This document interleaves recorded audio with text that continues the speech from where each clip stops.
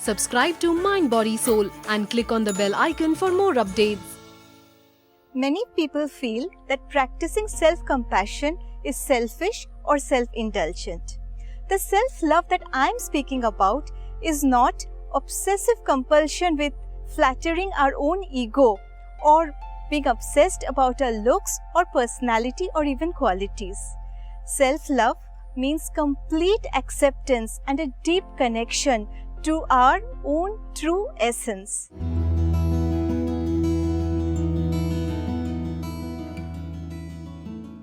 It's only through unconditional self-compassion can we actually love everyone else. As the airline's hostess instructs us, put on your own oxygen mask first before you help others. So, here are 4 tips that will help you to practice self-compassion. Tip number 1. Practice positive, compassionate self-talk. Think about it.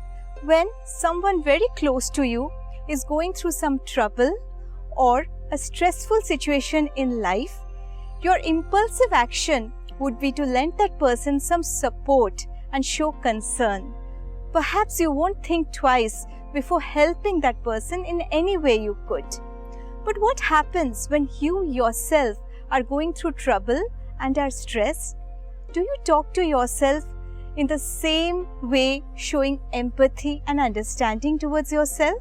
Self-compassion begins with kind and positive self-talk. You can also keep a constant mantra going on in your mind, something like this affirmation by Louise Hay, that all is well in my world. Tip number 2. Be true to your own values.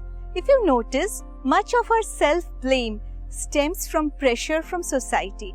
For example, if you're mad at yourself for having that extra piece of cake, maybe that is due to the social pressure of looking a certain way or maintaining a certain weight. Choosing not to tie your own happiness with outward influences can be an act of great self-kindness with a larger life impact. Tip number 3. Write a self-compassion letter addressing yourself with loving kindness. Here's a self-compassion letter that I have written to myself, which I'll share with you. Dear Shubha, I'm writing to you because I understand that it is really hard for you at the moment. I know you're struggling with multiple overwhelming issues. I'm sorry you have to go through this. I hope you know that everyone experiences challenges at some time or the other. So, you are not alone in this.